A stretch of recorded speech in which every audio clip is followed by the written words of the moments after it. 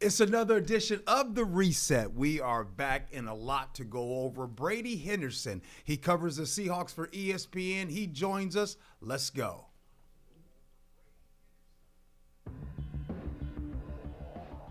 It's The Reset with G.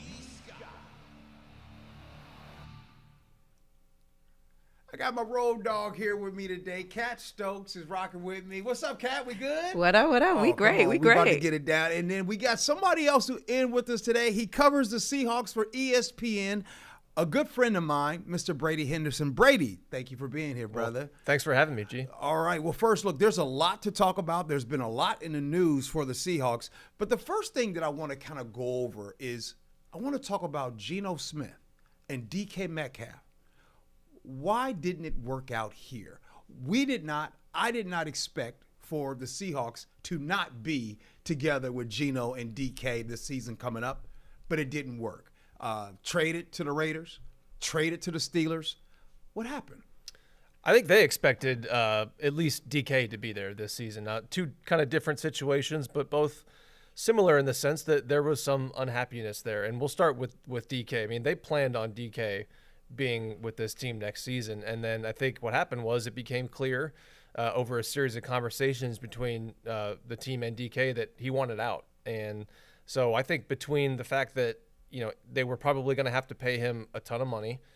You saw the contract that he got with Pittsburgh, $35 million per year. Mm-hmm. So a big number, which would be a third contract. So in addition to the inherent risk in that, they were also dealing with a player who was unhappy and clearly wanted out. And from what I understand, maybe you've heard the same thing, he's been unhappy for a while. And he was unhappy early in his last contract, which suggests that the unhappiness was not totally money related. So, sometimes when a player is unhappy, a team can throw money at the problem and that solves it. But in this case, I don't know if that necessarily would have solved his unhappiness. So you had a big contract that was due and a player who didn't really want to be there, and paying him wouldn't necessarily have fixed that. Staying with DK, I'm confused, though. I'm confused. Okay, I'm not confused on the unhappiness, but I'm confused on to the I heard that I want to go to a situation where the quarterback has stability, and two, I want to go to a place with warm weather.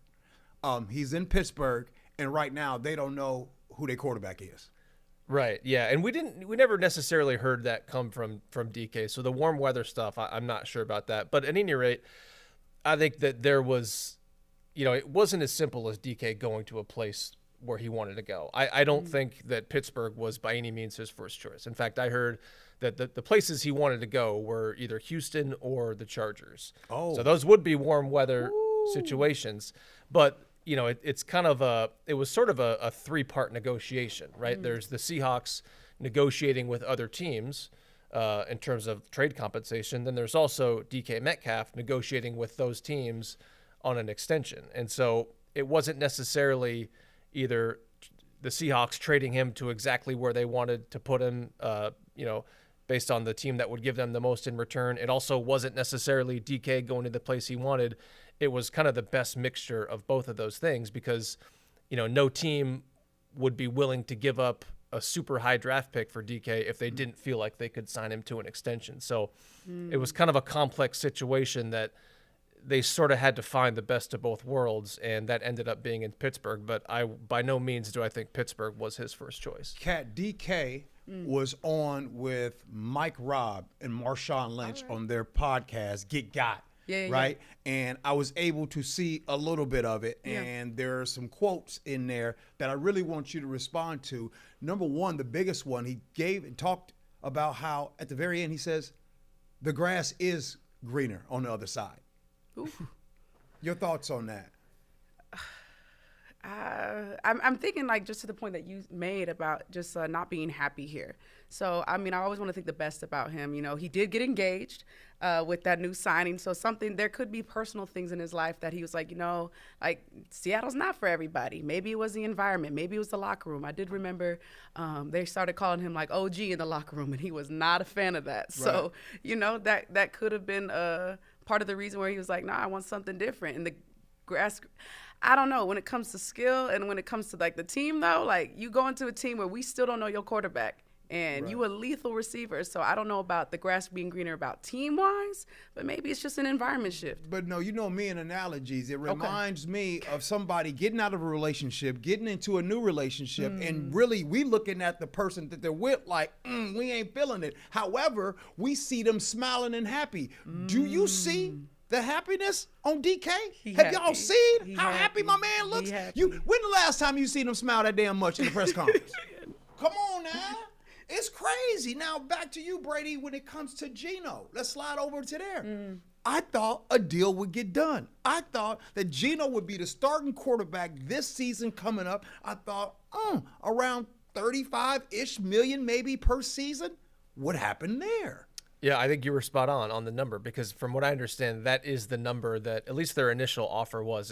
My understanding, it was a 2-year, $70 million extension, so $35 million per year, and it would have paid him $40 million in year one. So that was the contract they offered him, and he didn't want to play ball with them, from what I understand. He was not willing to engage in negotiations and basically told them that he's not going to take that deal. So that's what I understand. Now, what the Seahawks have said is that, they thought that Geno wasn't willing to have a discussion. He wasn't willing to engage in negotiations, and they quickly pivoted to plan B, which was free agency. And knowing that, not all some negotiations don't go well.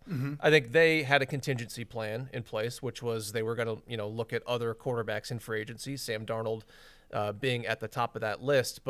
And they're saying, they pivoted to Sam Darnold because they didn't want to miss out on, alternatives in free agency. And they traded Geno when they did. They sort of moved quickly there because they didn't want to miss out on alternatives in free agency. So that's true. I think it's also true that if they felt, stronger about Geno Smith, they would have waited, and they would have waited him out, and they would have found a way to get that deal done. So what really happened, I think, is twofold. Is they didn't want to miss out on alternatives, but they also knew that there was only going to be so far that they were so high that they were willing to go in order to extend Geno. And I think the fair way to characterize this is that they have been lukewarm on Geno Smith and his viability as their long-term starter for a while.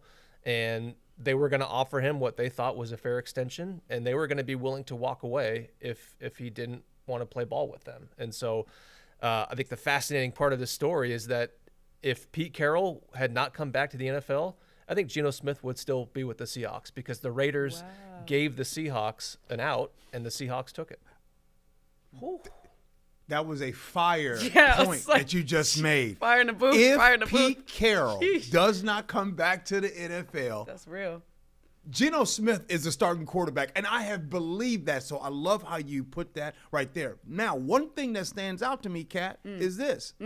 Geno has been traded to the Raiders, and Pete and them was like, yes, we believe in him. Yeah. But guess what I ain't seen yet? I ain't seen a contract yet. Oh, no. Brady, what's going on with the contract? It hasn't got done. Show us the money. Show me the money. Show the Quan. Yeah, there was a report. I'm not sure how accurate it was that they had, the Raiders planned to give him a new contract, but we haven't seen that yet. I would have thought that if there was a new contract, it would have happened before March 16th. That's when he had a roster bonus due. So typically roster bonuses serve as kind of soft deadlines to get something done, not necessarily hard deadlines though. But yeah, I think, the Seahawks were willing to offer him $35 million per year. Now, keep in mind, that was the initial offer, as we all know. In any sort of negotiation, there's the initial offer, and then, a lot of times you sort of meet in the middle between, what both sides want. I think that he was probably up in the 40s in terms of what he wanted. And I'm not sure kind of what would have happened if they would have continued to negotiate, but I imagine that it could have easily ended somewhere in the low 40s. I don't know exactly what that number is, but I would imagine that if there is a Geno deal done in Vegas, that it's probably going to start with a 4. Okay. Was there any way possible that Tyler Lockett could have stayed here in Seattle? because DK made some interesting comments, and I want you guys to hear this. Yeah. DK, again, was on the Get Got podcast, and he was on there with Marshawn Lynch and Mike Robb. And by the way, he looked happy. He looked real happy. But he said something interesting. He said he talked about yelling at the offensive coordinator, Ryan Grubb, during the 49ers game as an example of feeling like an outsider, talking about the change that's going on in Seattle. He also talked about how hard it was watching Tyler Lockett's role being diminished. I want to talk about that because obviously he's bringing it up. But Tyler, was there any way, any possibility of keeping him here in Seattle? I don't think it was ever really likely. And I think, frankly, kind of what you're getting at here maybe is that as much as this has been viewed from the Seahawks lens of, hey, you got a 30-plus-year-old player making a lot of money, there's no way he was going to be back on his current contract. It's always been viewed from the Seahawks angle. I think Tyler, as much as I'm sure he's loved his time here in Seattle for the most part, I kind of have gotten the sense that he was willing to move on too, just based on the way that last season went. I think that Tyler Lockett has a lot more left in the tank than what his numbers last season showed. Agree. I think that part of his numbers last year in the production were just the way that kind of the offense was designed. And a lot of it went through Jackson Smith and Jigba, or rightfully so. He's your guy, and he's a fantastic receiver. But I think that there's more production to be had out of Tyler Lockett than what you saw last season. And the two places that I've had in mind, and we haven't seen any real news on where he's going to end up, but the two possible landing spots I've always had in mind, and I think you and I see eye to eye on this, are Dallas and Kansas City, just because he's got kind of both would offer he got some family in Kansas City. He does. You know what That's I'm saying? right. Dad lives in Kansas City. His brother plays at K-State. I believe he lives in Texas in the off season. He's got his real estate license there. There's the Brian Schottenheimer connection there. So I always kind of thought that they could have agreed to another pay cut, but it never really seemed likely to me. Kat, what the chat saying? By the way, make sure you comment and share this live right now. If you got some comments, go ahead and put it in the chat. We would love to answer any of the questions that you got, because Kat is in charge of the chat. Yeah, talk to us. I'm still waiting for them to start talking to us. So we're waiting on it. So I want to get into. There's been moves being made, obviously a lot. Sam Darnold, we kind of covered that a little bit. But I do want to talk about the interesting signings. I want to really get, because I think that after all of the excitement, DeMarcus Lawrence, Cooper Kupp, okay, excitement. Now let's dig into it. Let's dig into what this means. Let's start off with Cooper Kupp. There's a lot of people that says Cooper Kupp has made his living in the slot, right? Whereas JSN made his living in the slot. Yeah. So let's talk about that and the money, the contract. We can break down the contract that he got. We can break down what does this mean for Cooper Kupp in Seattle. Yeah, well, in terms of the contract, we've still got to see the full details of that. It was reported as a 3-year, $45 million contract. As we all know, the initially reported details that come out sometimes are a little bit inflated, if you will, just because that figure might include incentives, and the more accurate picture of the contract may be a little bit lower than that. So we'll see what the details say. But the thing about Cooper Kupp is he has really had some hard injury luck over the last 3 seasons. Remember that 2021 season, he was the best receiver in football, won the Triple Crown, most receiving yards, most catches, 16 touchdowns, and he's had a rough go of it injury-wise since then. I think he's only played in 33 games. But even then, the production has still been there in terms of I think he's averaged over 700 yards despite, averaging only 11 games in the past 3 seasons. So for the time he's been out there, he's still been a productive player. It is interesting to see how they'll make it work with him and JSN.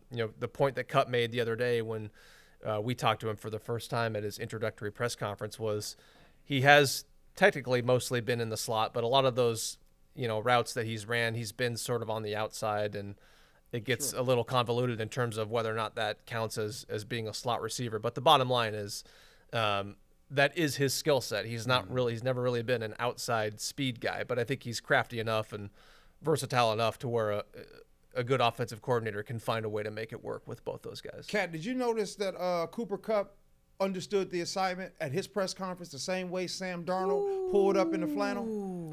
Now, Kat, come on now.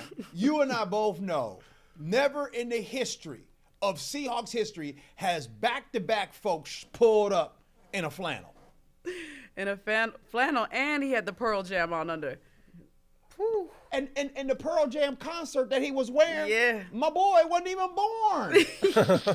so he knew the reset was going to talk about the wardrobe, and he's like, you know what, Sam Darnold, Yep. or as you say, hey Darnold, Hey, Darnold. he pulled up in the flannel. I'm gonna pull up in the Pearl Jam. Yeah, I mean, he's happy to be here, and I think it's a wise move coming back. You know, when you get the city on your back, and like it's much, like him and Sam. Let me go to Sam Darnold. I think Sam Darnold may have a much easier time winning the hearts of 12s. If he comes out popping and winning games, he's gonna have a way easier time winning the hearts of the 12s than Geno ever did. Yeah, wait, but Geno's your guy. What you mean? I love Geno. But if I'm being candid and honest, you don't think Geno won the hearts of Seattle? I think half. I don't think about all. Oh, that's interesting. I mean, that's just my opinion. That's not. That's just me speculating. Right. But I saw way more like I don't believe in Geno, and like there's hesitance around Sam Darnold, but a lot of people like him. A lot of people really like him. Geno became very polarizing, didn't he? Yes. Now I got to say, I'm not in the stands, and I'm not like having a bunch of conversations with Seahawks fans. So I am. okay, you are. I was like, that's right. I'm talking to Phil. I'm like, what you think? Okay, so I point that out to say my only real frame of reference here is what I see on Twitter, and I just for every comment about how Geno is great, there's a comment about how the Seahawks need to replace him, and it just seems like anecdotally like a fairly even split in terms of fans who really supported him and fans who didn't think that highly of him. And it's just some player. I mean, it's wild, but that is the case with some players. They just, for whatever reason, become very polarizing. If you're listening right now, have you ever taken a pay cut at your job? Or right now, would you take a pay cut at your job to stay there? Or would you be like, oh, let me go? And I'm bringing this up, y'all, because somebody just took a pay cut. And as a matter of fact, our good buddy Brady Henderson here, you were talking and discussing it. Tell the people, who took a pay cut? Yeah, so this is Uchenna Nwosu, and he's coming off the two injury-plagued seasons, and it seemed likely for a while that they were going to have to restructure his deal, rework his deal, in order to make it make sense for both sides. So my understanding, I got a hold of a copy of the contract, and he took what basically amounts to a $7 million pay, just a hair under $7 million pay cut. And it's so he had 2 years and I think $26.5 million left on his deal. The new deal is for 2 years and $19.51 million. So it's almost a $7 million pay cut. And the contract gives him the ability to make up, I think up to $5 million of that $7 million in incentives. So and again, it's sort of, some of these numbers depend on how exactly you characterize the contract, but the base value is 2 years, 19.51. He can make an additional $5 million on top of that in incentives and escalators. So the bottom line is it lowers the cap number by over $9 million, and it gives him the opportunity to make back a lot of what he's basically giving up in the pay cut. I want to stay on this defensive side of the ball, Kat, and I'll tell you something that I'm noticing and I'm wondering, and I don't know this answer or anything. What do you think about Tariq Woolen when he out there playing? What's your thoughts? Did I catch you off guard? Why you smiling and laughing? I'm always trying to be by the way, uplifting. look, well, the reason why I'm asking this, and because we're coming up on that season, right? Yeah. We're coming up on time for him where the Seahawks are going to have a decision to make. And I'm bringing up him. He's either going to get paid or he's not. It's not rocket science. And I'll tell you something that I keep noticing and seeing. Yeah. The way I'm seeing the Seahawks bring in, as a matter of fact, they just signed a DB today. I keep seeing them do that. I just wonder. I wonder if Tariq Woolen is going to get paid here in Seattle. For him, I must say I hope, but I don't think so. I don't think so. I don't think he's been consistent enough. That's like, I was like, and just thinking about how they did Baker last season, like he was here and then gone the next. Right. It's he's just not like, I don't have his stats pulled up for me to like give my proof, but like as watching him as a fan and seeing how Coach McDonald runs this team, he's very sneaky. Not sneaky, I would say, but it's very like what you're seeing here is not what's getting processed back here. He has a good poker face, but I think he had a lot of missed tackles, if I'm remembering correctly. Yeah, he was did. missing tackles. Yes, like a he lot did. of like what's it, arm tackles that wasn't doing nothing. Like, so yeah, I don't think so. I would really like for Reek to bounce back, because I think you see everybody there. You see the talent.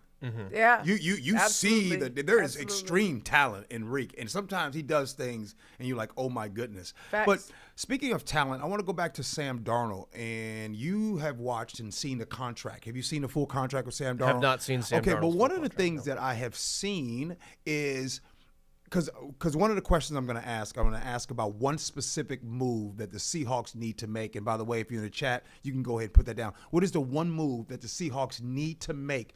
One move, not like address offensive line. No. Be specific as to what you would like to see them do.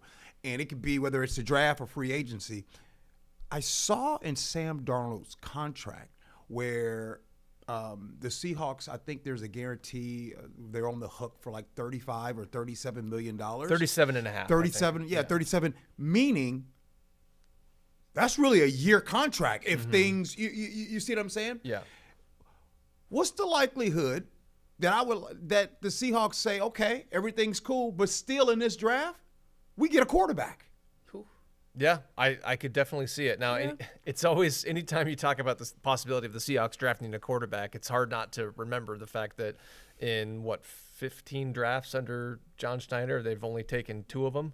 Russell Wilson and Alex Magoo. Oh, Russell and Alex Magoo. Alex okay. Magoo was like a 7th-round pick in 2018 or something like that. So the point is they don't easily fall in love with quarterbacks in the draft. But if you're just looking at this year and if you're just looking at the commitment to Sam Darnold, absolutely, that commitment should not preclude them from taking a quarterback. Maybe even on day 2. I probably don't see it in the first round. Hey, y'all, I'm taking one first round. Really? I'm taking a quarterback.